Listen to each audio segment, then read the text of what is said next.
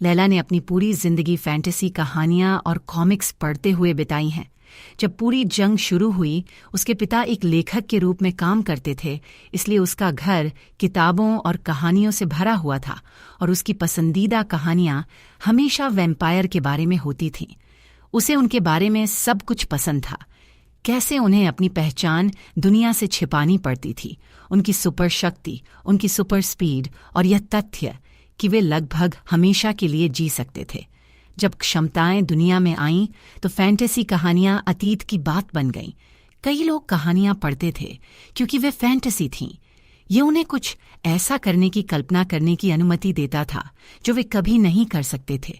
लेकिन अब जब इंसानों के पास वास्तव में विशेष शक्तियां थीं, तो इसका क्या मतलब था? हालांकि वैम्पायर के प्रति लैला का प्यार कभी कम नहीं हुआ, बल्कि बढ़ता गया। अगर क्षमताएं रोमांचक हैं, तो इसका मतलब है कि कहीं न कहीं वैम्पायर भी हो सकते हैं। जब उसने क्विन के कार्यों को देखा, तो उसने पहले ही खुद को यकीन दिला लिया था कि वह एक वैम्पायर है। क्विन सही था जब उसने सोचा कि एक सामान्य व्यक्ति उसी निष्कर्ष पर नहीं पहुंचता, लेकिन यह इसलिए था क्योंकि लैला एक सामान्य व्यक्ति नहीं थी। लैला अचानक अपनी सीट से उठी और घुटनों के बल क्विन के सामने झुक गई। कमरे में मौजूद छात्र, हालांकि वे उनकी बातचीत नहीं सुन सकते थे, लेकिन उन्हें उनकी ओर देखने से रोक नहीं सके। कृपया, मैं आपके लिए कुछ भी करूंगी, लैला ने कहा। ठीक है, मैं समझता हूं। कृपया उठो, क्विन ने कहा। दोनों फिर से अपनी सीटों पर बैठ गए। इससे पहले कि क्विन बोलना शुरू करे, उसने एक गहरी सांस ली, सोचते हुए कि वह उसे कैसे समझाएगा। ये वैसा नहीं है जैसा तुम सोचती हो, क्विन ने कहा। मैं वैम्पायर नहीं हूं, मैं एक क्षमता की किताब से ऐसा बना हूं। अचानक लैला के चेहरे पर मुस्कान गायब हो गई।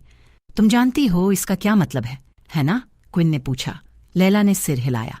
क्विन उसे मूल रूप से बता रहा था कि उसके लिए उसे यह क्षमता देना असंभव था। कारण यह था कि एक मानव शरीर केवल एक क्षमता को सक्रिय कर सकता है। जब कोई क्षमता सीखता है तो यह आपके शरीर के अंदर के जीन को म्यूटेट कर देती है, लेकिन एक बार जब आपके जीन म्यूटेट हो जाते हैं तो वे फिर से बदल नहीं सकते या दूसरी म्यूटेशन नहीं जोड़ सकते। क्योंकि लैला के पास पहले से ही टेलीकिनेसिस की क्षमता थी, इसका मतलब था कि लैला दूसरी क्षमता नहीं सीख सकती थी। तो तुमने इसे अकादमी से क्यों छिपाया? तुमने उन्हें क्यों बताया कि तुम्हारे पास कोई क्षमता नहीं है? अगर तुमने यह एक क्षमता की किताब से प्राप्त की है, तो तुम मूल नहीं हो सकते। क्या तुमने कभी ऐसी क्षमता के बारे में सुना है? क्विन ने पूछा। लैला ने इसके बारे में कुछ समय तक सोचा और महसूस किया कि ऐसा कुछ नहीं था।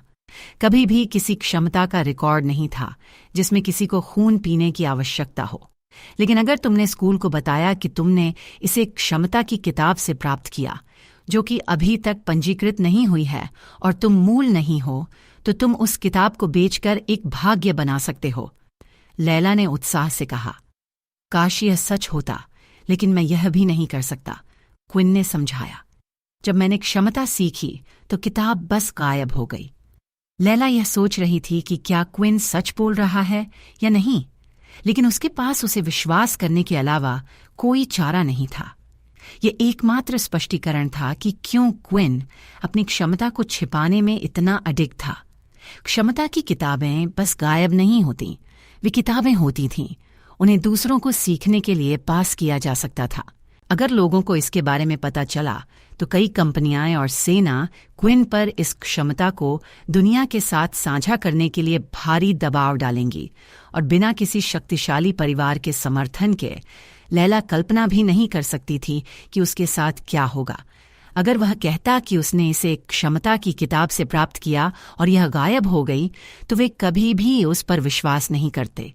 क्विन ने फिर लैला को अब तक हुई सभी घटनाओं के बारे में बताया, लेकिन खेल जैसे प्रणाली के बारे में विवरण छोड़ दिया, केवल यह बताते हुए कि उसने सामान्य रूप से जारी रखा जब अचानक उसे यह असाध्य भूख महसूस हुई।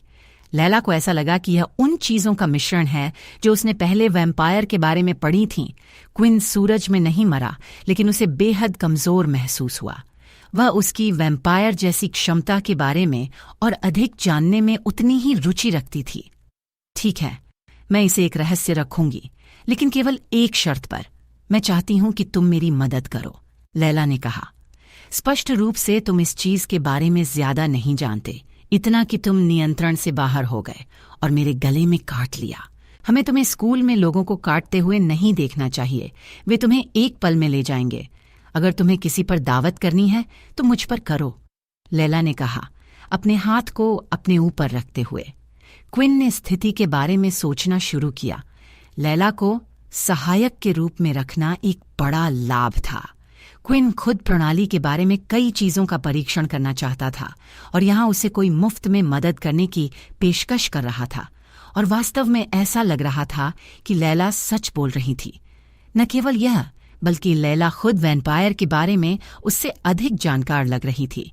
शायद वह उसकी शोध में भी मदद कर सकेगी। ये एक डील है, क्विन ने कहा जब दोनों ने हाथ मिलाया। लैला खुश थी कि क्विन ने स्वीकार कर लिया। सच यह था कि लैला ने अभी भी वैम्पायर बनने के विचार को नहीं छोड़ा था। क्विन के विपरीत लैला को यकीन नहीं था कि जो कुछ भी क्विन के पास था वह वास्तव में एक क्षमता थी। एक क्षमता आमतौर पर कौशल का एक विशिष्ट सेट होती है, लेकिन क्विन पूरी तरह से बदल गया था, जैसे वह अब मानव नहीं था।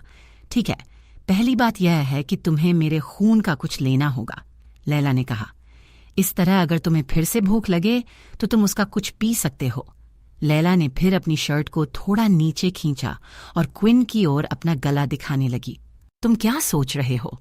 हम इसे यहाँ पुस्तकालय के सामने नहीं कर सकते, और मैं तुम्हारे गले में बस नहीं काटने जा रही हूँ। जैसे ही दोनों पुस्तकालय में अगले कदम के बारे में बात करते रहे, वार्डन पुस्तकालय में प्रवेश कर चुका था और उसे क्विन को लैला से बात करते हुए देख सकता था। दोनों बातें कर रहे थे और मुस्कुरा रहे थे। क्या तुम मुझे इतनी जल्दी भूल गए? वार्डन ने कहा। तुम मेरी हो और मैं तुम्हें किसी को चोट पहुंचाने नहीं दूंगा।